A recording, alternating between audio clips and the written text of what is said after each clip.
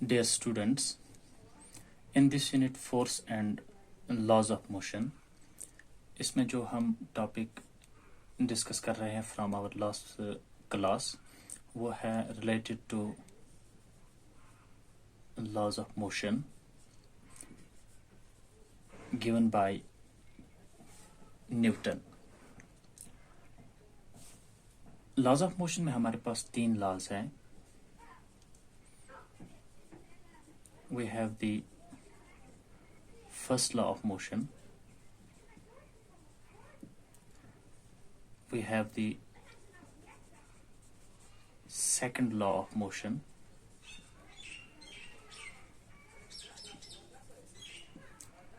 and we have third law of motion. First law हमने last class में जो है डिस्कस किया है about the first law, a few points related to the first law. इसका statement है कि a body will continue to be in a state of rest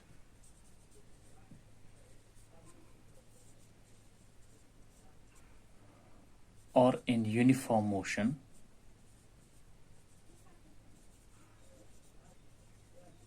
but uniform motion along a straight line.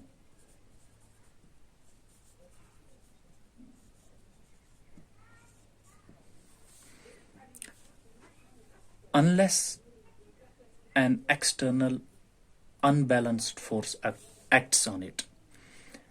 That means अगर कोई object है वो rest में है, ये हमारा ऑब्जेक्ट है, कोई बॉडी है, ये रेस्ट में है, it will continue to be in the state of rest. हाँ, ये मोशन में आ सकता है कब? When we will apply external unbalanced force. हम इस डायरेक्शन में इस पे फोर्स अप्लाई कर रहे हैं, it will come into motion, it will move. Okay? अब दूसरा स्टेटमेंट ये है कि अगर यूनिफॉर्म मोशन में है along a straight line, अगर इस पे कोई बाहर से एक्सटर्नल अनबैलेंस्ड फोर्स एक्ट नहीं कर रहा है, it will continue to move with uniform motion. लेकिन हमें मालूम है एयर की रेजिस्टेंस है, फ्रिक्शन है, जो कि इसकी मोशन को अपोज कर रहे हैं। अगर ये चल रही हैं, after some time it will itself stop, it will come to rest. अब ये मोशन में है, अब बॉडी मोशन में है, ये स्टॉप कर रही है आफ्टर सम टाइम बिकॉज इस पे एक्सटर्नल अनबैलेंस्ड फोर्स एक्ट कर रहे हैं, फ्रिक्शनल फोर्स हैं, जो कि इसकी मोशन जिस डायरेक्शन में ये जा रही है बॉल, अगर ये इस डायरेक्शन में जा रही है, एयर की रेजिस्टेंस इस डायरेक्शन में एक्ट कर रही है, इस पे फ्रिक्शनल फोर्स भी इस डायरेक्शन में इस पे एक्ट कर रहा है। So after some time this ball will come to rest. यह फर्स्ट स्टेटमेंट, यह है फर्स्ट लॉ का स्टेटमेंट जो कि न्यूटन ने दिया है। अब इसी लॉ को कहा जाता है लॉ ऑफ इनर्शिया भी। क्यों? अब ये बॉडी है, ये रेस्ट में है, ओके। इसे मोशन में लाने के लिए, इसे मोशन में लाने के लिए what we have to apply? Force. We have to apply force. अगर हम इस पे फोर्स अप्लाई ना करें, that means it will continue to be in the state of rest. First thing. Second, now I have second ball here. ये मान लीजिए दोनों बॉल, ये बॉल्स जो हैं they are made up of the same material having same density. अगर मुझे इन दोनों को रेस्ट से मोशन में लाना है, सी हियर, अगर मुझे इन दोनों बॉल जो मेरे पास जो दो बॉडीज है, इनको रेस्ट से मोशन में लाना है, what I have to do? I have to apply force, ताकि किस में आ जाए? मोशन में, they will move. Okay, now the condition is this कि ये बॉल जो है छोटी है, ये बड़ी है, दैट मीन्स इस पे मुझे कम फोर्स लगेगा। I will have to apply less force ताकि ये बॉल जो है it will come into motion. Okay, first case. लेकिन जो दूसरा केस है यहाँ पर, इस पे अगर मैं इतना ही फोर्स अप्लाई करूँ, ये हाँ, एक और चीज़, अगर मान लीजिए कि इसे मैं मोशन में ला रहा हूँ और इसकी मान लीजिए अब वेलोसिटी या स्पीड जो कहें अब इसकी है 10 मीटर पर सेकंड, इस पे मैं फोर्स अप्लाई कर रहा हूँ कुछ, अब इसकी वेलोसिटी है 10 या 5। ये छोटी सी बॉल है आपकी, अब ये मूव कर रही हैं विथ से 5 मीटर पर सेकंड, ये ज़्यादा ही है सपोज। और दूसरी बॉल जो है, इसको भी मैं चाह रहा हूँ कि इसको मैं मोशन में लाऊं और इसकी स्पीड या वेलोसिटी जो है वो होनी चाहिए कितनी? 5 metre per second. So does it mean कि मुझे सेम फोर्स दोनों पे अप्लाई करना होगा? नहीं, क्योंकि ये बॉल छोटी है, इस पर कम फोर्स लगेगा, सो दैट इसकी जो है it will come to motion, और इस पे ज़्यादा फोर्स अप्लाई करना होगा ताकि इसकी और इसकी मोशन, इसकी और इसकी स्पीड या वेलोसिटी जो है वो बराबर होगी। सो दैट मीन्स ये बॉल जो है इसका मास कम है, इसका इनर्शिया भी कम होगा। ओके, इनर्शिया क्या है? स्टेट ऑफ रेस्ट और स्टेट ऑफ यूनिफॉर्म मोशन में, दोनों में। अब यहाँ पर ये बॉल जो है इसका इनर्शिया कम है, सो इसके लिए मुझे कम फोर्स अप्लाई करना होगा ताकि ये मोशन में आ जाए, और इसका इनर्शिया ज़्यादा है, so I have to apply more force. Okay, first thing. Second, अगर अब ये मूव कर रही है विद दिस स्पीड, ये मूव कर रही हैं, दे आर इन मोशन, सो यहाँ पर मुझे अब इन्हें रोकना है, दोनों बॉडीज जो है इनको रोकना है। यहाँ पर मुझे कम फोर्स लगेगा फर्स्ट केस में, यहाँ पर when I have to stop this ball ताकि रेस्ट में आ जाए, यहाँ पर मुझे ज़्यादा फोर्स अप्लाई करना होगा, बिकॉज यहाँ पर ये बॉल जो है इन स्टेट ऑफ यूनिफॉर्म मोशन, यहाँ पर स्टॉप करने के लिए ज़्यादा फोर्स की ज़रूरत क्यों है? बिकॉज इसका इनर्शिया ज़्यादा है। सो बात समझ में आ गई। सो दैट्स वाई वी से कि जो मास है, mass of a body is the measure of inertia of body। मतलब ये मास ज़्यादा है, इनर्शिया ज़्यादा होगा, मास कम है, इनर्शिया कम होगा। Okay, so now we will come to the second law of motion. So first law क्या है? फर्स्ट लॉ डिफाइन करता है फोर्स को। कैसे? फर्स्ट लॉ में हमारा स्टेटमेंट जो है, a body will continue to be in the state of rest or in uniform motion unless an external unbalanced force acts on the body। so it define करता है force को। Second, इसे law of inertia भी कहा जाता है, क्योंकि जो बॉडी है उसका जो मास है उसी हिसाब से उसका इनर्शिया भी होगा। जिस बॉडी का मास ज़्यादा होगा, चाहे वो स्टेट ऑफ रेस्ट में है या यूनिफॉर्म मोशन में है, जिस बॉडी का मास ज़्यादा होगा उसका इनर्शिया भी ज़्यादा होगा। नाउ सी, मान लीजिए मेरे पास दो ऑब्जेक्ट्स हैं, एक छोटा है और दूसरा बड़ा है। Okay, let's take again these two balls. ये एक बॉल है, ये दूसरी है। अगर मैं ये बॉल मान लीजिए किसी और ऑब्जेक्ट पे, किसी बॉडी पे या किसी और बंदे पे मार रहा हूँ विथ सम स्पीड, मैं इसे फेंक रहा हूँ। ओके, सपोज इसकी जो स्पीड है that's 10 metre, suppose it's 10 metre per second. Okay, और ये दूसरी बॉल जो है ये थोड़ी सी बड़ी है, इसको भी फेंका हमने विथ स्पीड और वेलोसिटी 10 मीटर पर सेकंड। अब यहाँ पर आप ख्याल रखिए, ये बॉल जो है, अगर हम ये बॉल किसी पे फेंक रहे हैं या किसी बंदे को मारें, सो ऑब्वियसली ये बॉल छोटी है और ये बड़ी है। अब दोनों की स्पीड, वेलोसिटी एक ही है। ओके, एक ही स्पीड से मार रहे हैं। इसका इम्पैक्ट ज़्यादा होगा या इसका? ऑब्वियसली इसका मास ज़्यादा है, इसका मास ज़्यादा है, इसका इम्पैक्ट भी ज़्यादा होगा। So that means there is some relation, जैसे कि अभी आपने कहा इनर्शिया में भी कि इसका इनर्शिया कम है, इसका इनर्शिया ज़्यादा है। अगर हम इन दोनों को रोकना है तो यहाँ पे ज़्यादा फोर्स लगेगा टू स्टॉप दिस बॉल, और इसको कम फोर्स लगेगा to stop this ball. So that means अगर ये बॉल जा रही है, ये बॉल जा रही है विद दिस स्पीड, और ये बॉल जा रही है विद दिस स्पीड, इसका इम्पैक्ट ज़्यादा होगा, इसका इम्पैक्ट ज़्यादा होगा और इसका इम्पैक्ट लेस होगा। ओके, ये मास इसका ज़्यादा क्यों है? क्योंकि इसका मास ज़्यादा है। इसका क्यों कम है impact? Because the mass is less. Mass और इनकी जो वेलोसिटी है, मास और वेलोसिटी जो है, इनके दरमियान एक रिलेशन है,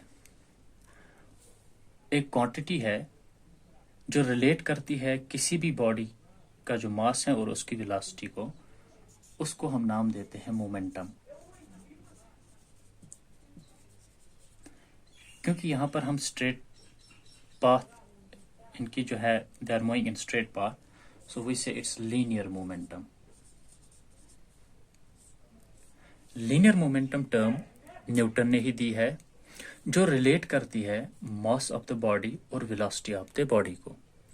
ओके, इसके लिए जो एक्सप्रेशन है कि लीनियर मोमेंटम जो है किसी भी बॉडी का, इट्स इक्वल टू, बराबर होता है product of mass and velocity. Product of, it's equal to the product of mass and velocity.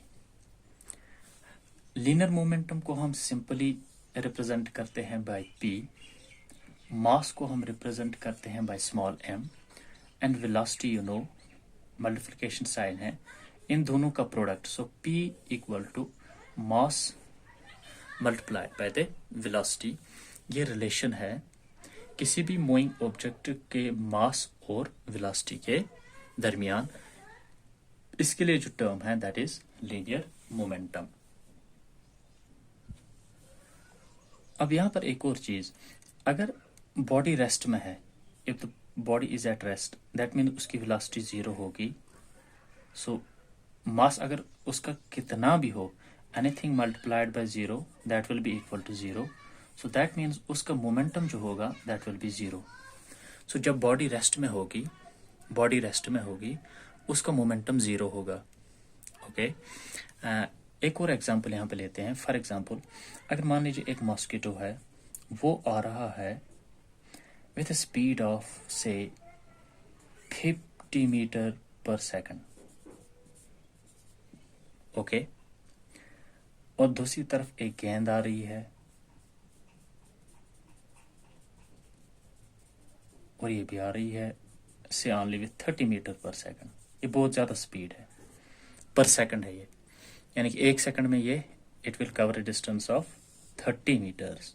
Okay, अगर ये भी आपके साथ टकराए, आपके सर पे टकराए ये मॉस्किटो या कोई स्मॉल ऑब्जेक्ट, वेरी स्मॉल, इसका मास जो है 0.001 ग्राम, इससे भी कम, you will not feel the impact of this object.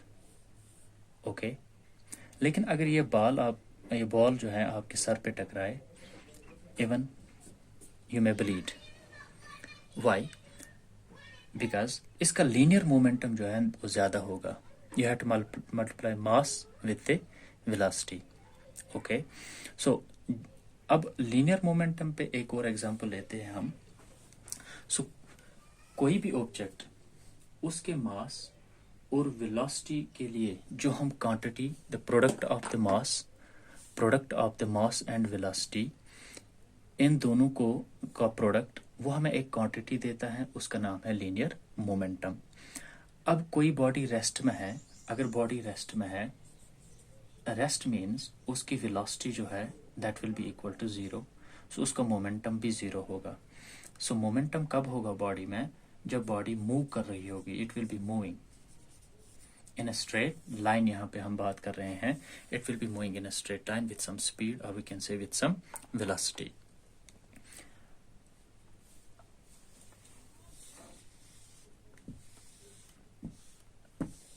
Suppose आपके पास एक ऑब्जेक्ट है, इसका से 1 kg है इसका मास, और यहां पर आपका एक और ऑब्जेक्ट है, you have body with mass of 10 kg। Okay, अगर इसकी वेलोसिटी जो है, if its velocity is 20 metre per second, और इसकी जो वेलोसिटी है वो भी है 20 मीटर पर सेकंड, सो इसका मोमेंटम किसके बराबर होगा? इसका mass that's 1 kg, multiply it with the velocity, it's 20 metre per second, इसका मोमेंटम क्या होगा? It will be 10 kg, multiply it with again 20 meter per second. So here momentum will be equal to 20 kg meter per second. you can write it 20 kg meter per second. You can write it like this also. Okay, so in this case, what will be the momentum? It will be 20, multiply it with 10, it will be 200 kg meter per second. So you see here कि अगर object का मास कम है, velocity इसकी 20 है, 20 kg metre per second इसका momentum है, लेकिन यहाँ पर मास 10 kg है, इसका momentum 200 kg metre per second है. ओके, सो यहाँ पर एक और चीज कि जो मोमेंटम का यूनिट है, unit of the momentum, it is kg metre per second. और मोमेंटम जो है, it's a vector quantity. Momentum क्या है? इट्स अ वेक्टर क्वांटिटी, यानी कि आपका ऑब्जेक्ट है वो जा रहा है किसी डायरेक्शन में. इट हैज वेलोसिटी, क्योंकि वेलोसिटी जो है it's a vector quantity, so momentum is also a vector quantity. So momentum means आपकी जो बॉडी है वो मूव कर रही है in a particular, moving in a straight line, means it has some velocity, it has direction. So momentum जो है it's direction oriented, so it's a vector quantity. और इसका यूनिट जो है इट्स केजी. अगर मोमेंटम का जो है SI unit, it is KG metre per second. Okay, so linear momentum simply हम कहेंगे यह है product of mass and velocity. Now we will come to the second law of motion. So momentum में याद रखिए कि ये है प्रोडक्ट किसका? मास और वेलोसिटी का. सो कोई भी चीज इसमें ज्यादा होगी, momentum will increase. Mass increase करेंगे, momentum will increase. Velocity increase करेंगे, मोमेंटम विल इंक्रीज. यहाँ आप सिंपली याद रख लीजिए, P जो है it's directly proportional to m, यानी कि मास ज्यादा होगा, मोमेंटम ज्यादा होगा, and P is also directionally proportional to velocity. याद रखने के लिए कि मोमेंटम जो है ये मास ज्यादा होगा, मोमेंटम ज्यादा होगा, वेलोसिटी ज्यादा होगी और मोमेंटम भी ज्यादा होगा. Now will come to the second law of motion.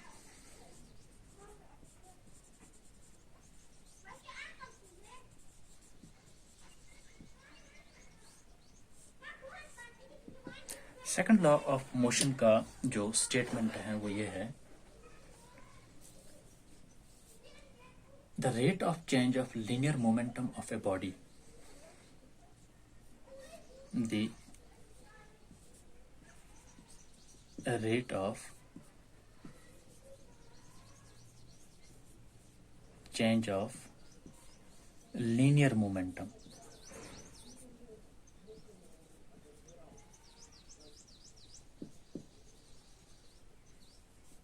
of a body, यानी कि बॉडी किस में जा रही है?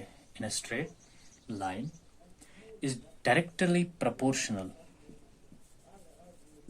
Is directly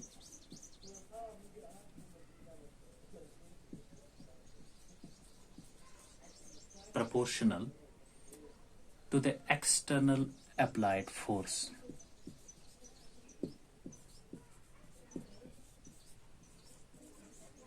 To the external applied force.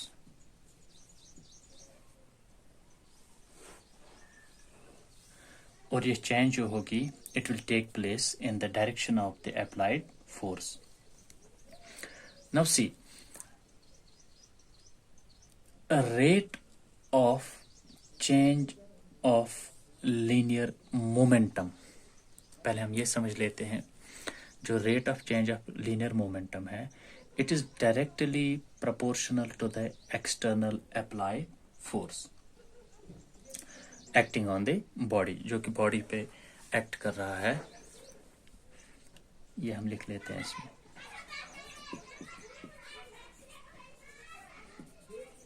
Acting on the body.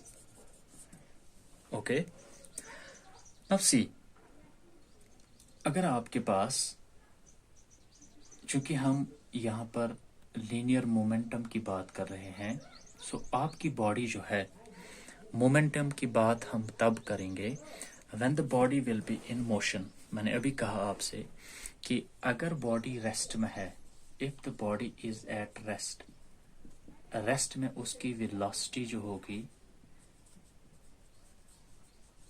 उसकी वेलोसिटी होगी 0। So the product of mass and velocity, अगर उसका मास कुछ भी हो लेकिन वेलोसिटी जो है वो 0 है, that means your P will be 0। Okay, so when you are considering this law, you have to say that your body is already moving with some speed. अब ये आपकी बॉडी है, ये मूव कर रही है along a straight line. Okay, it's moving along a straight line. अब ये मूव कर रही है along a straight line.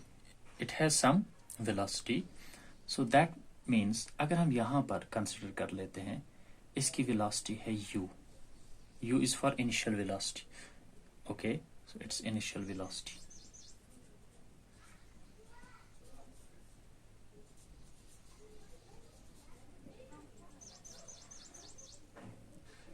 Suppose इसका मास है m. So it has some velocity.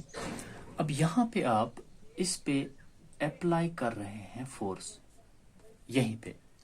Okay, so what will happen to the velocity? It will increase. Okay,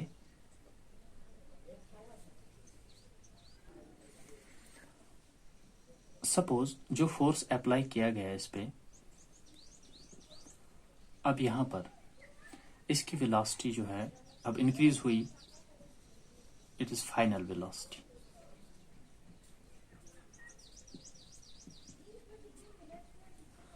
okay, so let's represent it with, इसको हम represent करते हैं bye v. Suppose u से v तक पहुंचने के लिए जो इसे टाइम लगा, that's t. Okay, time taken to reach from initial velocity u से v तक, हमने फोर्स अप्लाई किया और ये पहुंच गई. अब इसकी फाइनल वेलोसिटी है v, लेकिन टाइम कितना लगा? Suppose it's t. Okay, now see the rate of change of linear momentum. Rate of change क्या होगा? It will B final momentum minus initial momentum divided by time. ऐसे ये इसकी initial velocity है, ये इसकी फाइनल वेलोसिटी है. So initial momentum क्या होगा? इसका initial momentum, let's write it like this, p. Subscript में हम i लिखते हैं, small i for initial. Okay, will write it like this, small i. ये इनिशियल मोमेंटम है. मोमेंटम किसके बराबर है? Mass multiply by velocity. Mass तो इनका सेम रहेगा, mass will not change, mass change नहीं होगा. So mass will be same, multiply to velocity. यहां पर इसकी वेलोसिटी है u. ओके, और यहां पर इसका momentum, let's write it like this, pf, f for final. ठीक है, it will B mass multiply bye final velocity. यहां पर इसकी वेलोसिटी है ये. ओके,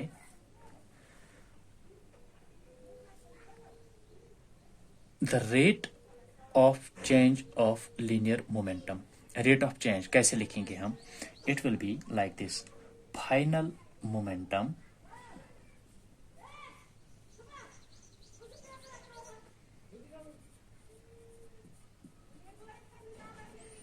इसे हम सब्ट्रैक्ट करेंगे इनिशियल मोमेंटम,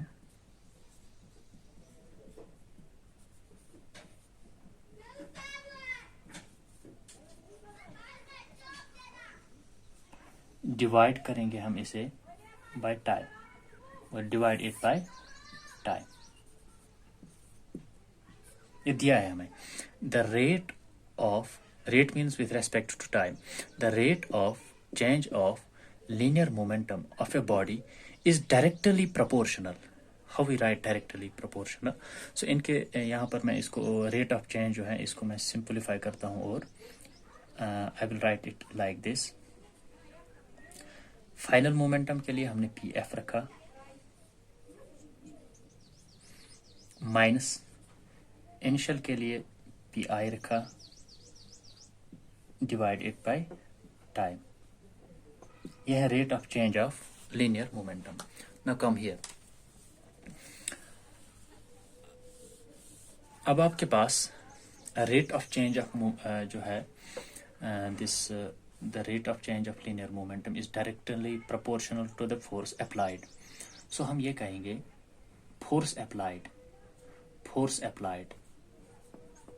जो फोर्स हमने अप्लाई किया इज डायरेक्टली प्रोपोर्शनल, हम ऐसे लिखते हैं. Okay, is directly proportional rate of change of, I will write here rate of change of linear momentum. ये हमारा स्टेटमेंट है. जो फोर्स है it is directly proportional.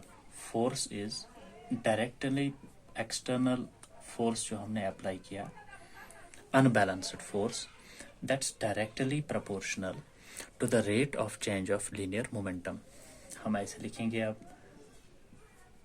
Force applied, ये हमारा यहाँ पर जो हमने ये this is our rate of change of linear momentum, it's P F minus initial momentum divide by time. So that means our force is directly proportional to Pf. You have here Pf के बदले you will write mv minus Pi के बदले you will write here it's m यहाँ पर और u. Okay, so you will write mu. This the final momentum, this the initial momentum.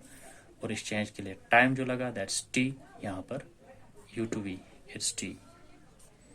Okay, now going further ahead, let's see. We will have our force, it's directly proportional to m और m common है, so इसको हम बाहर निकालते हैं. What we will left with v minus u upon t.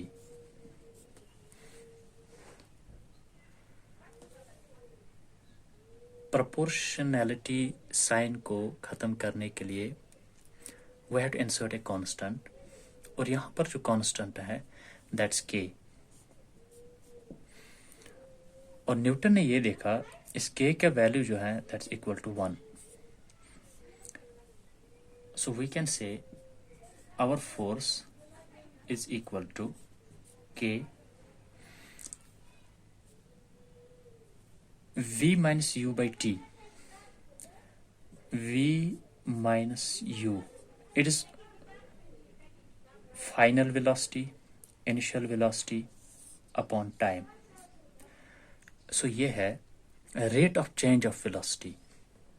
Rate of change of velocity क्या होगी? It will be the final velocity minus the initial velocity. ये हमने पढ़ा है motion में कि this is equal to acceleration a. v minus u by t, it's rate of change of velocity. Rate of change of velocity होती है acceleration. So we will have k m, और इसके बदले यहाँ पर v minus u by t के बदले we will write a. So we say जो हमारा force है it's equal to k multiplied by m a. So this is the equation of this force. अब के का वैल्यू, अगर फोर्स जो है 1 यूनिट है या 1 न्यूटन है, फोर्स 1 न्यूटन है और ये किसी बॉडी पे एक्ट कर रहा है, उसका मास है 1 kg, उसमें एक्सेलरेशन कितनी होगी 1 meter per second square. Acceleration का यूनिट है meter per second square. So that means यहाँ पर अगर हम यही वैल्यूज इंसर्ट करें, so we will have 1 here, 1 here and 1 here. So the value of k will be 1. 1 newton force act कर रहा है बॉडी पे, 1 kg इसका मास है, एक्सेलरेशन कितनी प्रोड्यूस होगी 1 मीटर पर सेकंड स्क्वायर, क्योंकि के का वैल्यू जो है ये देखा गया है इट्स इक्वल टू 1। न्यूटन ने कहा कि वैल्यू का के जो है कांस्टेंट का वैल्यू जो है वो क्या आ रहा है 1 आ रहा है। सो इस इक्वेशन को हम सिंपली लिख सकते हैं, इक्वेशन ऑफ मोशन को F equal to m a. जो फोर्स है वो बराबर होता है product of mass and acceleration. Momentum क्या है, प्रोडक्ट ऑफ मोमेंटम का अभी स्टार्ट में हमने किया, it's the product of mass and velocity, लेकिन product of mass and acceleration is force. अब ये जो है this the equation of force. Text में जो हमें क्वेश्चंस दिए गए हैं, प्रॉब्लम्स जो हमें सॉल्व करने हैं इस पे, वहाँ पे ये इक्वेशन जो है ये काम आती है। साथ ही में ये इक्वेशन जो है यहाँ पे यहाँ पे हम लिख सकते हैं, इस इक्वेशन को हम लिख सकते हैं ऐसे, F इक्वल टू यहाँ पर m v minus you upon T. ये इक्वेशन भी आप याद रखिए, क्योंकि प्रोपोर्शनलिटी साइन के बदले जो कांस्टेंट आ रहा है के, इसका वैल्यू 1 है। So we can write directly force applied जो है दैट्स फोर्स जो है दैट्स इक्वल टू मास, और फिर हम जो है rate of change of velocity इसको मल्टीप्लाई करते हैं। So that's all about the second law of motion. So second law of motion जो है इसमें हमने अब ये भी देखा कि हम कैसे डिराइव कर सकते हैं equation of for this force. So second law का स्टेटमेंट जो है वो ये है कि the rate of change of linear momentum, the rate of change of linear momentum is directly proportional to the applied force। और ये जो फोर्स है it will always act in the direction of the applied force। जैसे अभी हमने किया कि हमारी बॉडी जो थी with moving with some velocity, initial velocity, इस पे अप्लाई किया गया फोर्स आफ्टर टाइम t। अब इसकी velocity जो है that's v। so the force जो है it's directly proportional to the rate of change of linear momentum. और फिर इसमें हमने डिराइव की इक्वेशन ऑफ दिस फोर्स। इंशाल्लाह in our next lecture we will discuss about the third law and also about the conservation of this linear momentum.